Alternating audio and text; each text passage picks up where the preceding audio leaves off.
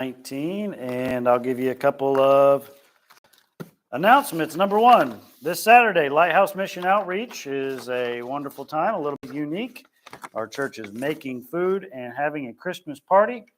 And if you would like to come, be there at 4:30 to usually it's 4:30 to 5:30. This will probably be 4:30 to 6 for the Christmas party. And we're just going to have a time of caroling and singing with the residents there. And so thank you to all that are helping out. And we look forward to that. Sign up if you'd like to come.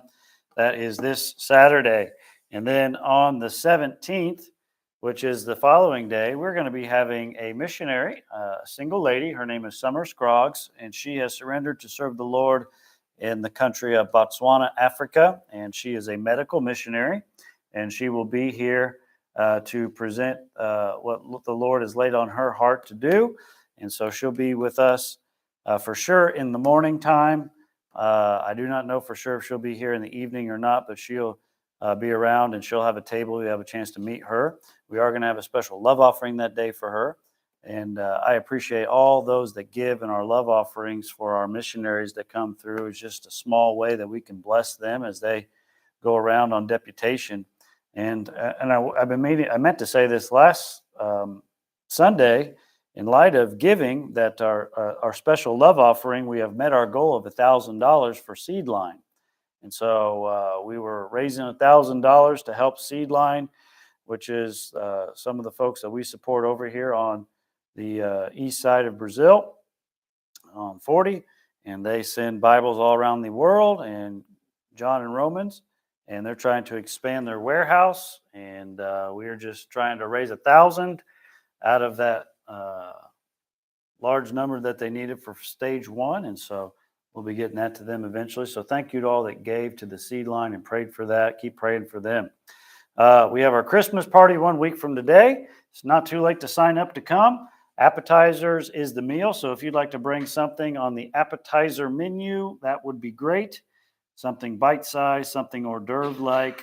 And I think it'll be a great meal. It always is here at Vision Baptist Church. Ugly sweater competition, white elephant gift, $20 limit on that, some games, some prizes, some singing, reading of the Christmas story.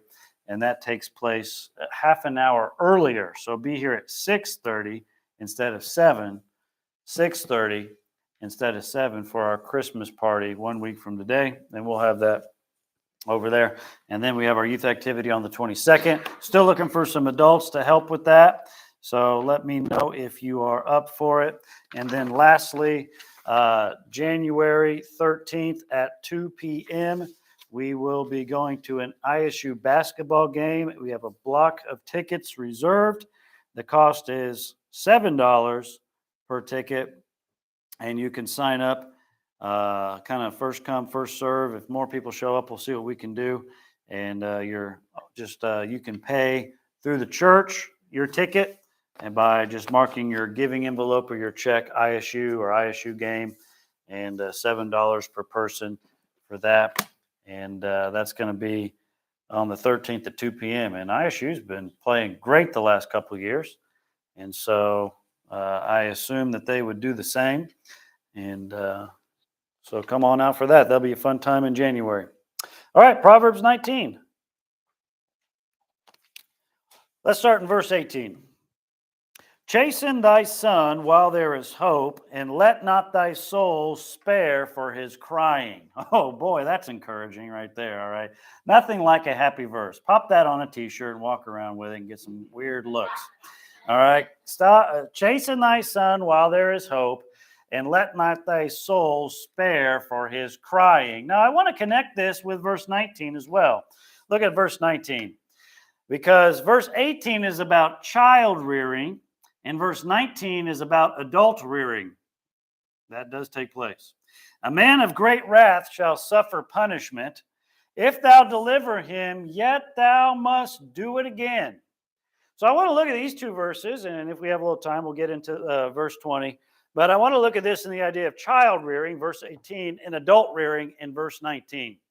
Now, Proverbs is a book that just plainly says time and time again that we are to discipline our children. And when it talks about discipline, Solomon is really referring to what we call the rod. And a rod is what you think it is. It is a wooden stick. And the Bible teaches and makes a case for what some would call corporate punishment, some would call spanking, some would call child rearing, however you want to say it. And I'd just like for us to look at these verses and consider them. Let's start over at Proverbs 13. Let's take a little walk through Proverbs as we customarily do with these sort of themes. And let's go to Proverbs 13 and we will walk through what the Bible says, okay? This is a touchy subject. There's no doubt about it. And the reason this is a touchy subject is because this has been executed wrong in many situations. Many people, in the name of God or in the name of child discipline or in the name of spanking, have used these sort of tactics, but they have not done them biblically.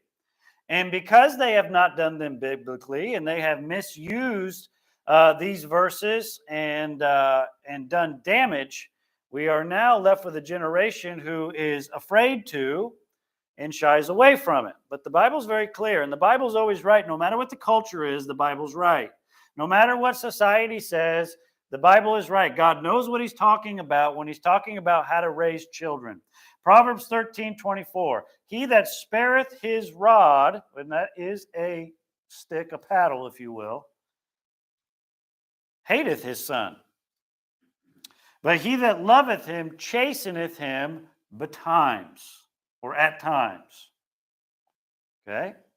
Proverbs 22. Let's jump over to Proverbs 22. Proverbs 22.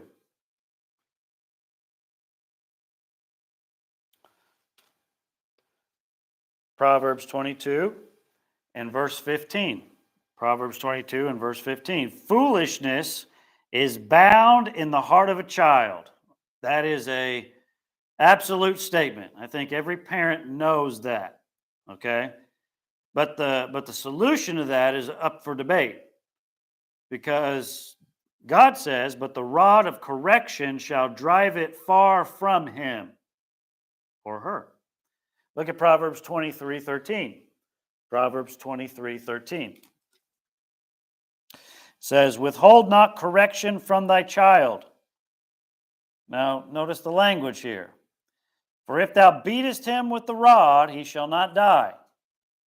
And the word beat here does not mean uncontrollable, out of control. It just means to make contact with the child, and it is intended in a certain area that God has made with a little bit extra padding. Verse 14 says, thou shalt beat him with the rod, and shalt deliver his soul from hell. And then Proverbs 29 is the last place I'll have you turn. And I'll show you two verses here. Proverbs 29:15. Proverbs 29:15. The rod and reproof give wisdom, but a child left to himself bringeth his mother to shame. And then verse 17. Correct thy son, and he shall give thee rest. Yea, he shall give delight unto thy soul. So, no doubt, the Bible, and especially the book of Proverbs, is pro-discipline. And what it's referring to here is spanking. Biblical child rearing ought to be many things. Okay? It ought to be structured, number one. Not random, not wild, not out of control, but structured. It ought to be calm, meaning that the parents ought to be in control. They ought to be calm. A parent that disciplines in anger or in wrath is going against what we're trying to achieve here. It ought to be thoughtful, not thoughtless. And it ought not be shame-inducing. Now, there is shame in sin, there is shame in doing wrong, but there ought not be further shame, I believe, after the discipline takes place. It ought to come to an end. And I believe even in how you discipline your child, there are things that some people have done, and I mean, they just take place, and I don't think they are conducive to reducing the level of shame. And for that, I mean, a child uh, that is asked to pull down their pants for a spanking, I believe there are ways that you can go around that. And so you don't have that level of shame. And it ought to also be God centered. God ought to be a part of it. Oftentimes we see child rearing and it's not spanking as child disciplines is supposed to be. And if it's not that, then it's something else. And if it's something else, then it doesn't work. Manipulating a child, especially a 2 or a 3-year-old, does not work.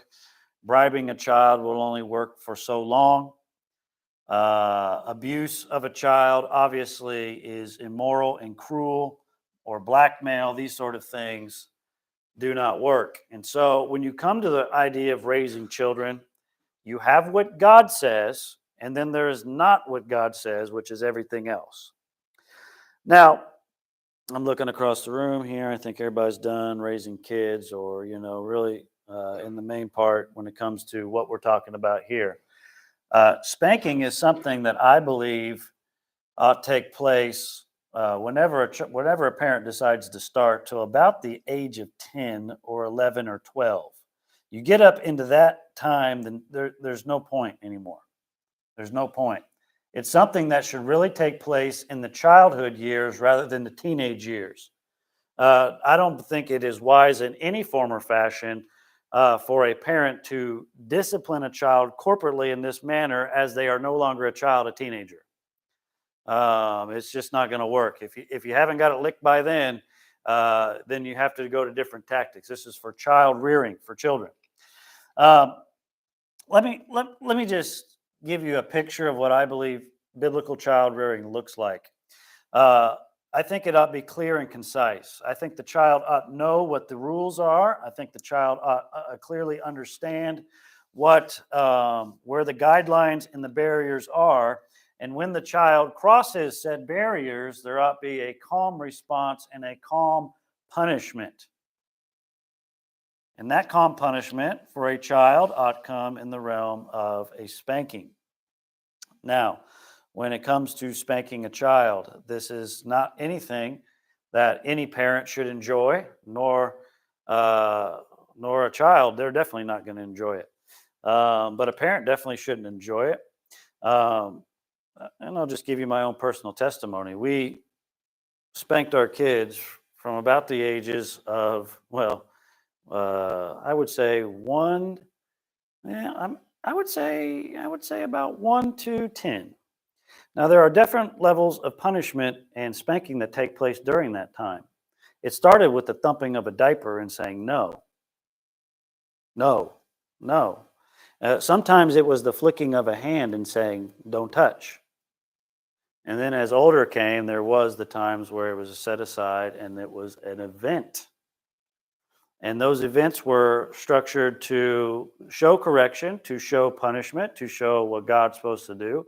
And every single time that I was put in a position to do that, it was horrible. I mean, you hear the phrase, this is going to hurt me a whole lot more than it hurts you. All right. I don't know. It's a difficult thing. But what are we faced with here? What is the alternative? To let a child run free without any sort of punishment is to literally send a child to a life of drama, issues, and battles with God that they ought not face. And so it was always structured. It was always prayerful at the end. It was a prayer, and then we were done. I was taught things in school that were very helpful to me, like how to position a child, and so you do not accidentally hurt any place other than where you're supposed to administer the punishment, to put them here so you're protecting their legs, and to put your hand here to protect their back. And so we are only aiming at a specific area to accomplish a specific purpose. I'm just saying this, that there is abuse and there is discipline, and they are two different things. And some people in the name of discipline have been abused. And that is awful and terrible. There are people in my family that I could talk to that said, I was hit with whatever was handy, wherever I was standing. That is unbiblical. This is a private thing that is to be controlled, that is supposed to be thoughtful and structured. If somebody is hit with an object in the middle of the family home, in front of everybody, that is wrong. That is unbiblical. It is focused privately. It is dealt with privately. Although everybody in the house knows what's going on, it's not done in front of everybody to bring shame upon the child.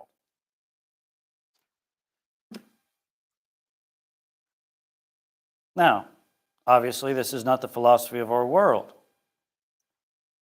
And we see the results of it.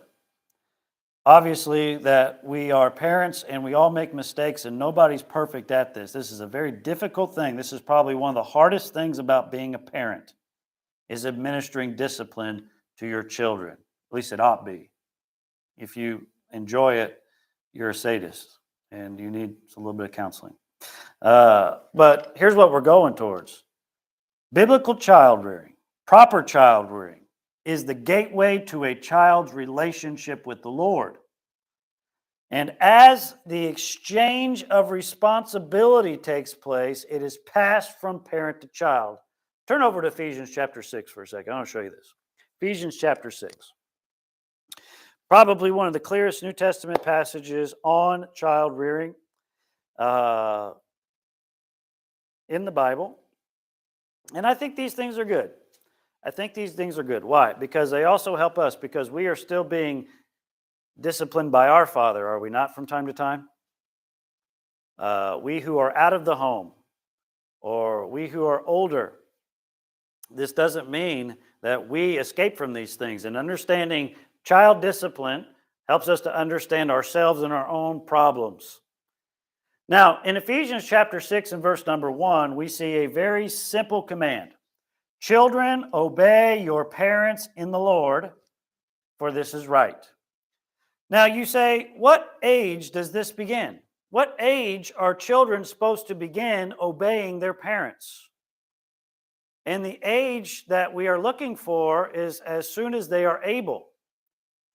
Now that means that the parent has to do his part in helping the child follow the command. And that is a parent's job. A parent's job is to teach their children how to follow God's command.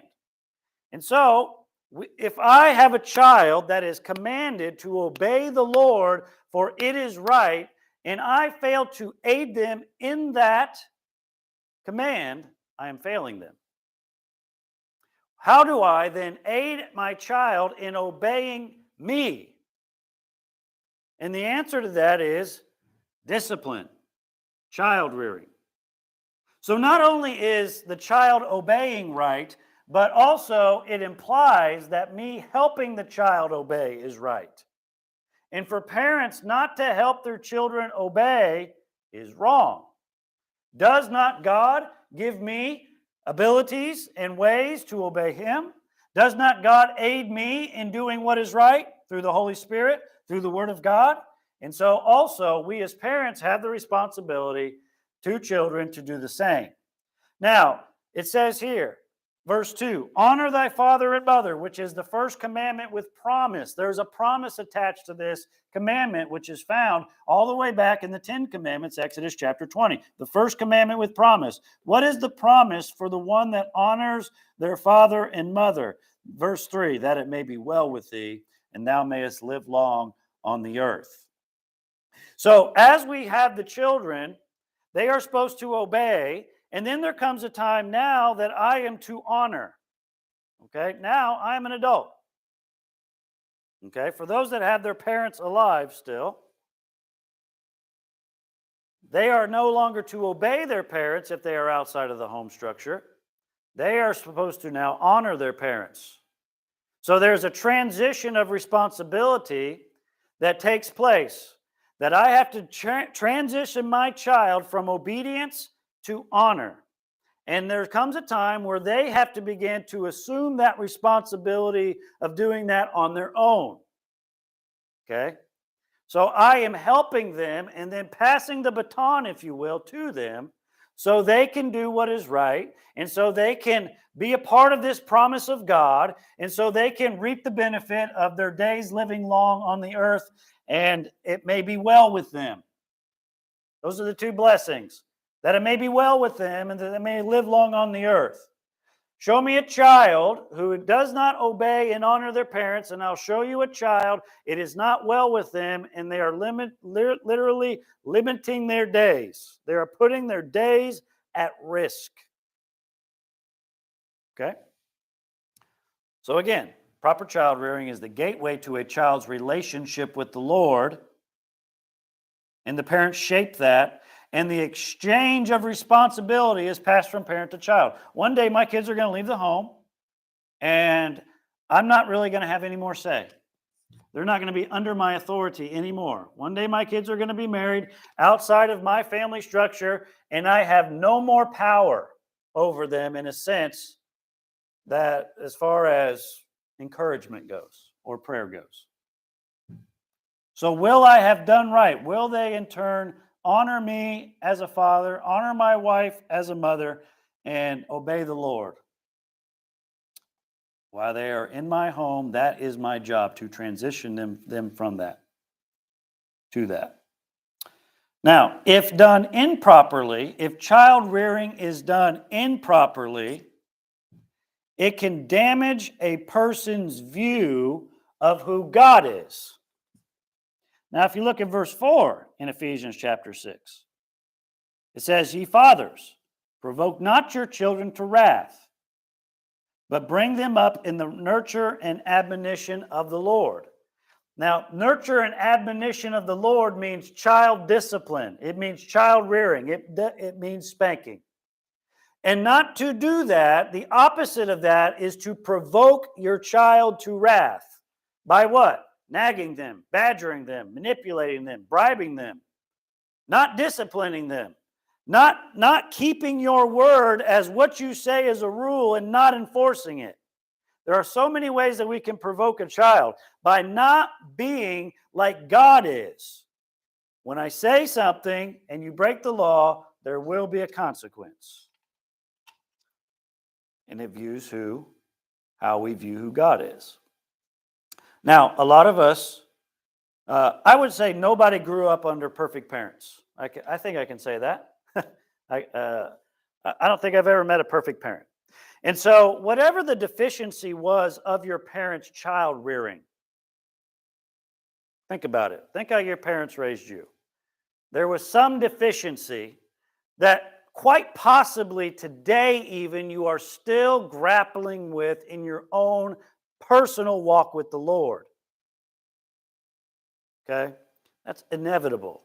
There's always going to be something that we are going to struggle with because it was a flaw of parenting in some way or fashion. Now, whether or not we can get over that hump or deal with that or get around it or find the grace to overcome is really at this point up to us because we are now out of the home. But I think a lot of our besetting sins, a lot of our personal flaws, the deep-seated issues, the things we keep coming back to and back to and back to, quite possibly could be due to improper parenting. Now, that's both comforting and sad in my mind. But nonetheless, humans shape humans. And unless humans are also shaped by God, it's going to get really nasty. And so I think we can look at our culture here in America and see where this is heading. I mean, I think a number of you can stand up and say, I remember in school what it was like, and buddy, you didn't get away with nothing. I remember over at Riley School and in kindergarten watching the principal paddle a kid right in the hall. I mean, that's ingrained into my mind because of, endorphins and dopamine getting triggered. Boom, I'm not going to forget that.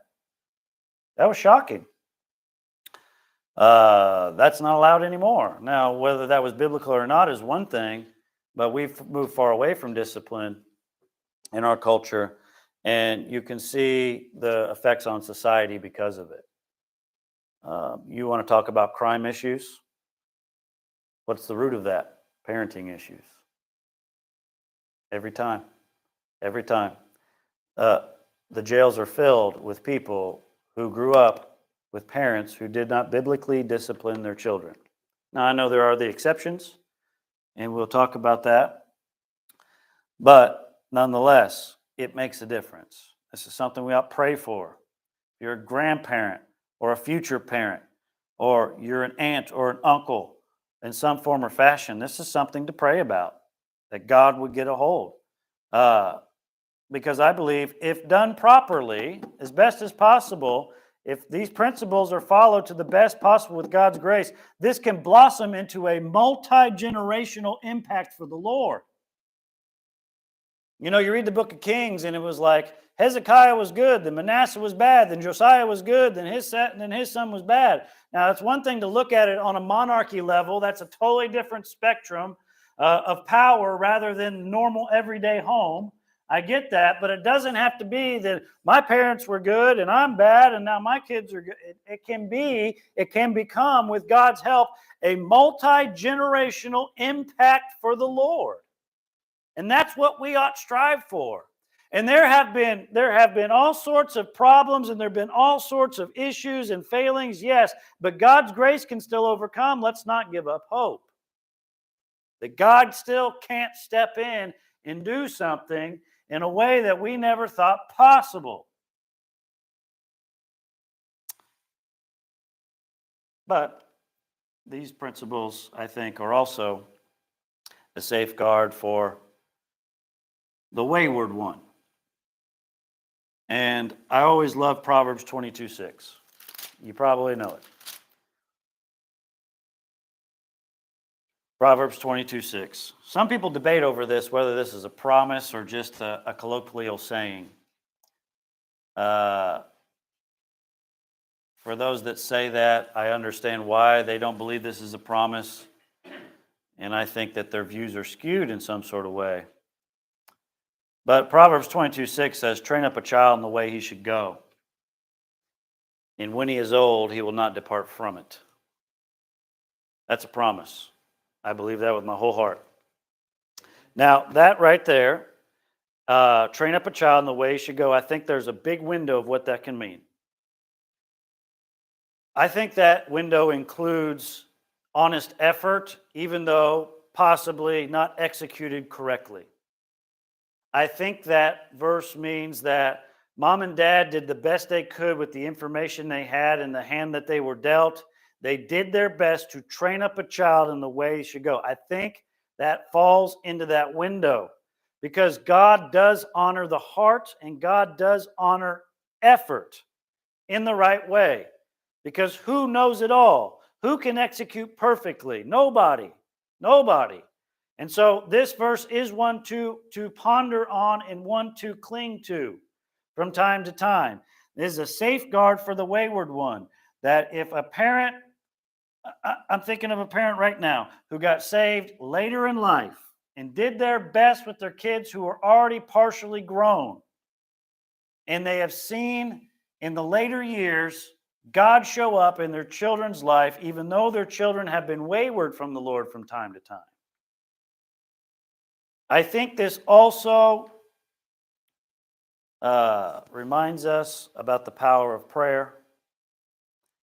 And how many here can talk about or give testimony of a grandma who prayed for them, or a great aunt that prayed for them, or somebody that was praying for you and they came back after a life of struggle? I see this boomerang effect in our hearts. Because as we grow older and we see our strength diminish and our pride diminish and are put in situations that mature us, not many people who were raised in the church or raised in Christian homes can deny the peace and solace that comes from walking with the Lord. And so, as Proverbs 19:18 says, chasten thy son while there is hope, and let not thy soul spare for his crying. And 19 really gives us the battle of the adult. It says, a man of great wrath shall suffer punishment. For if thou deliver him, yet thou must do it again. Let me define a couple words here in this verse. The word great means older. It can mean mighty. It can mean noble. So the word great here, a great man of great wrath, and it's kind of debatable of which it's talking about. It could be referring to a great man of great wrath. Very possibly, because the word great does mean older or mighty. So it could kind of be hinting at both of the word man and the word wrath. The word wrath means heat, anger, or poison. If this man of great wrath, if he suffers, and the word suffer here is the same word as the word spare in verse 18. Now, what does spare mean?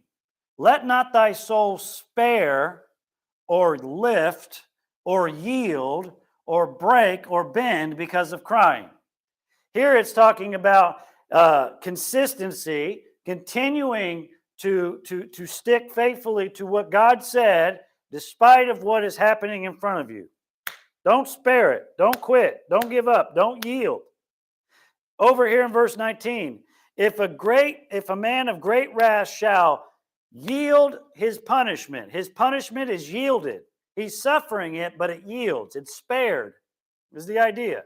His punishment he's going through, but he gets out of it. He wiggles out of it some way, is what it's saying. For if thou deliver him, if thou snatch away, rescue, preserve him as he's getting out of his punishment, you're going to have to do it again. Why? Why? Now, here's the idea. This proverb is about adult rearing, okay?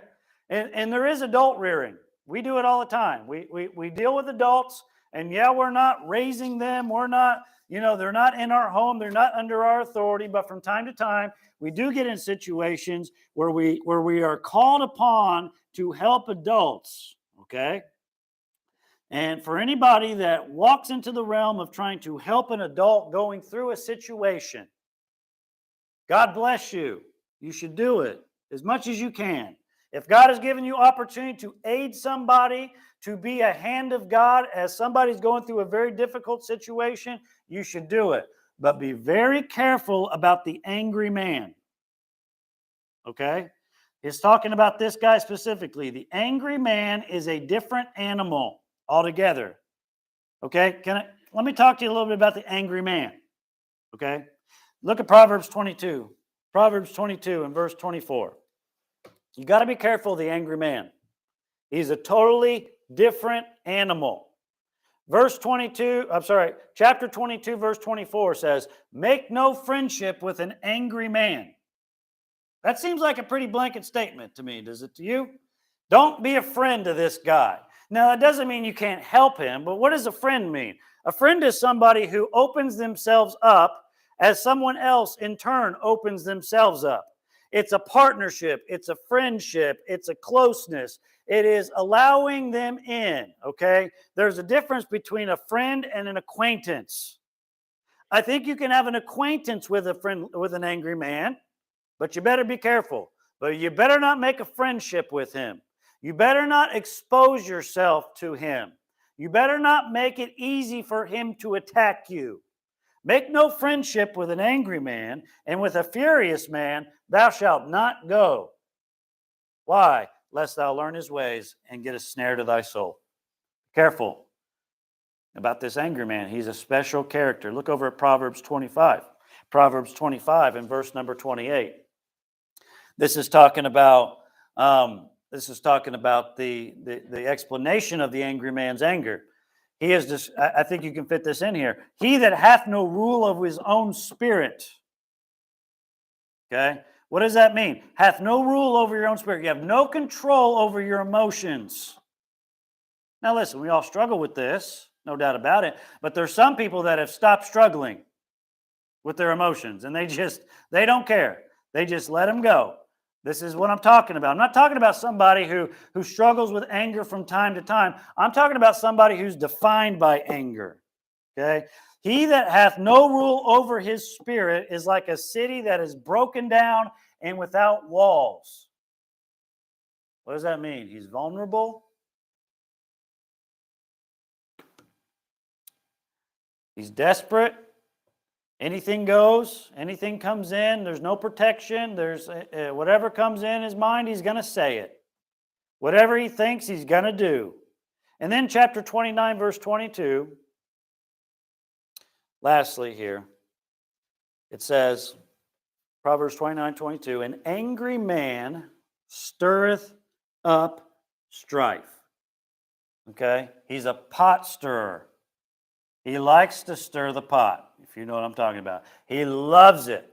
He loves to get people going. That is his way. He's angry. He wants everybody else to be angry. He's miserable. He wants everybody else to be miserable. He's at war with God. He's at war with himself. He's at war with his friends and his family. And he wants all of them to be at war with him so he doesn't feel as bad. He stirs up strife. That's what he does. But a furious man aboundeth in transgression. He's always breaking the rules. Okay?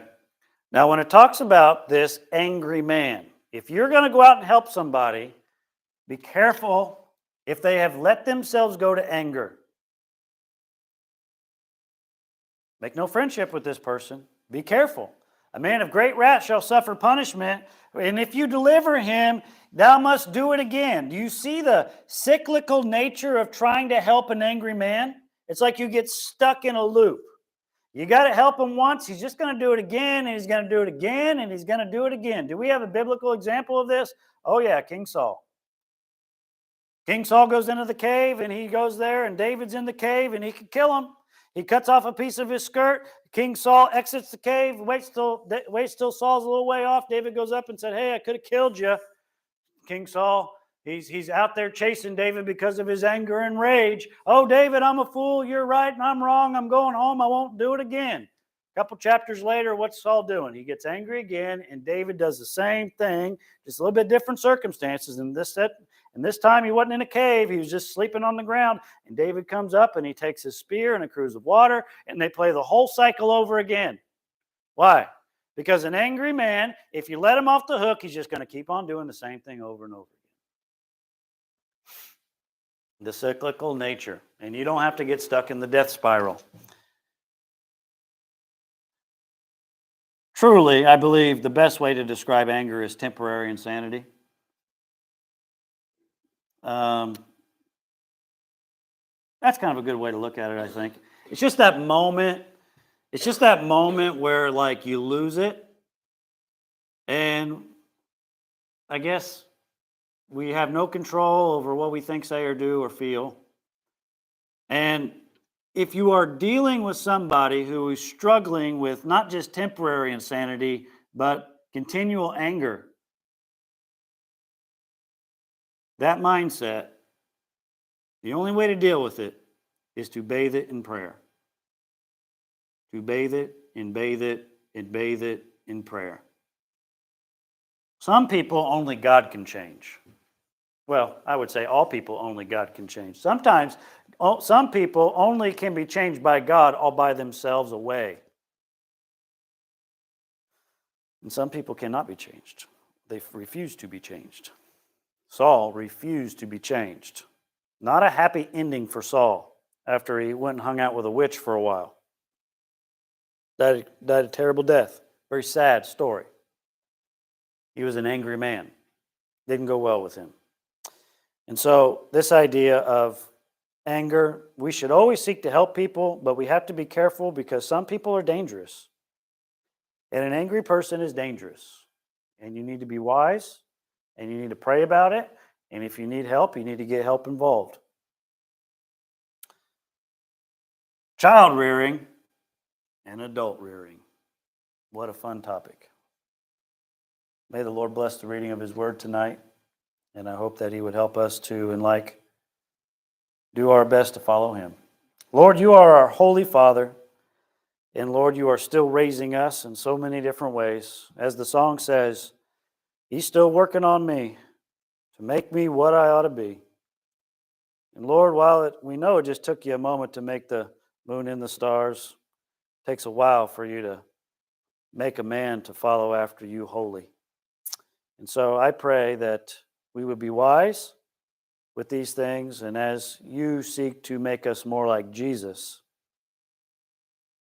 we would be open and willing to conform in any way. Lord, forgive us where we fall. Forgive us where we struggle. It is very possible the things that were spoken of can bring up a lot of bad feelings and bad memories tonight. But God, I'm thankful that no matter what, you're in control and you give grace and you give healing and you give hope. And I pray that you just help us tonight here to have hope and trust in you as we seek to be the children that you would like us to be. Dismiss us with your blessing in Jesus' name. Amen. Thanks for coming tonight. You are dismissed.